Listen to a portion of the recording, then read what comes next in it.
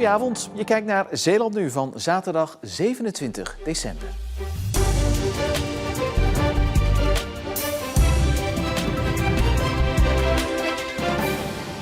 Zo'n 4 jaar geleden was er het masterplan Oostburg. Een verpleeghuis moest plaatsmaken voor de middelbare school, het gemeentehuis voor ouderenwoningen, het gezondheidscentrum zou platgaan en verhuizen en 2 basisscholen en een jongerencentrum zouden ook moeten verhuizen. Maar die stoelendans bleek onhaalbaar. We hebben in ieder geval het masterplan opgeknipt in allemaal deelprojecten. In eerste instantie was het een serie van projecten waarin het ene het andere volgde. En nu doen we de dingen, deelprojecten parallel aan elkaar. Waardoor we eigenlijk dingen naast elkaar kunnen ontwikkelen en niet in de afhankelijkheid zijn van elkaar. Ik ben het er wel mee eens dat er iets moet gebeuren, maar wel op veel kleinere schaal. Het aantal inwoners is steeds aan het afnemen helaas. En dan projecten die in onze optiek meer dan 100 miljoen gaan kosten, dat kunnen we ons niet permitteren. Maar van afschalen is geen sprake. Oostburg aantrekkelijk maken en houden is nog steeds het doel van het plan dat nu Vitaal Oostburg heet. De beoogde doelen nog steeds staan hard boveneind. Die willen we volledig gaan behalen. Alleen het is een andere manier van samenwerken. Slim samenwerken noemen we het. We moeten gewoon pas op de plaats maken en we moeten als gemeenteraad moeten we ons dus goed beraden op de toekomst. Want zo kan het niet. Maar volgens de gemeente Sluis is het plan goed uitvoerbaar en ook financieel haalbaar.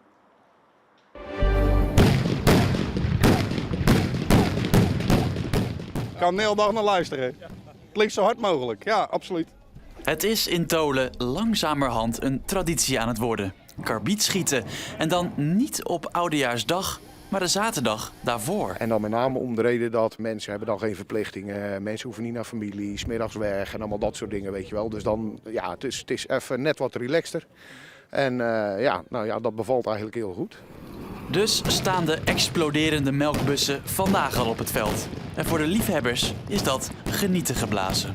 Dit is echt een harde knal, daar ben ik echt blij van. Ja. Waarom word je daar dan zo blij van? Ja, ik hou heel veel van vuurwerk en soms zie ik het en dan denk ik echt zo van, oh ja, dat is echt mooi. Hij was er voor het eerst. Maar dit is alweer de 15e keer dat het karbietschieten zo wordt gedaan op Tholen. Jaren terug was het nog veel minder populair dan nu. Nee, een mannetje of 4, 5 en was gewoon een Zweedse fakkel en een stoofpannetje en een biertje en dat was het eigenlijk. En uiteindelijk werd het steeds groter, steeds meer mensen. En uiteindelijk zijn we stichting geworden en zijn we steeds groter geworden. Partytenten erbij, muziek, DJ. Ja. En ieder jaar wordt er geld opgehaald voor het goede doel.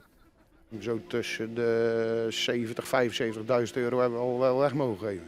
Dit jaar gaat het geld naar onder andere de Zonnebloem op Tholen en Oud-Vossemeer. En zij gaan knallend het jaar uit. De genomineerden voor de Zeeuwse Sportprijzen van 2025 zijn bekendgemaakt. Bij de mannen maakte winnaar van vorig jaar, voetballer Jan-Paul van Hekken uit Arnhemuiden, opnieuw kans. Hij is samen met kickbokser Tian de Vries en wielrenner Mick van Dijken genomineerd. Bij de vrouwen is Amazone Dinja van Lieren kanshebber. Net als voetballer Danique Tolhoek en hockeyer Imke Verstraeten. De andere genomineerden vind je op onze website. Na 2 dagen kerst konden ruim 150 Schouwse kinderen hun opgespaarde energie vandaag kwijt bij de Regio Voetbal Futsal Cup. In het sportcentrum in Zierikzee speelden verschillende verenigingen van het eiland tegen elkaar. En dan is voetballen in de zaal toch nog even wennen. Mijn schoenen glijden, dus ik kan niet goed rennen. Oh, je schoenen glijden en je hebt... Alleen die zijn te klein. Oh, die zijn te klein, dus eigenlijk heb je niet de goede schoenen. Nee. Het is dé periode om de conditie indoor op peil te houden en vooral om herinneringen te maken. Het zaalvoetbal in de winterperiode gaat van generatie op generatie. Stoor je om 6:30 al naast je bed om in deze periode lekker in de zaal te gaan voetballen. Heel jaar speel je in het veld en nu kan je lekker in de zaal gaan voetballen. Maar hoe leuk dat zaalvoetbal ook is, de meeste kinderen verlangen toch alweer naar buiten. Dan mag je ook slidings maken en ja, dan mag je ook meer duwen. Heb ik gewoon beter schot en betere dribbels, vind ik. Er vielen vandaag trouwens ook nog een paar fantastische doelpunten, zoals deze van Dani van FC de Westhoek. Onthoud die naam.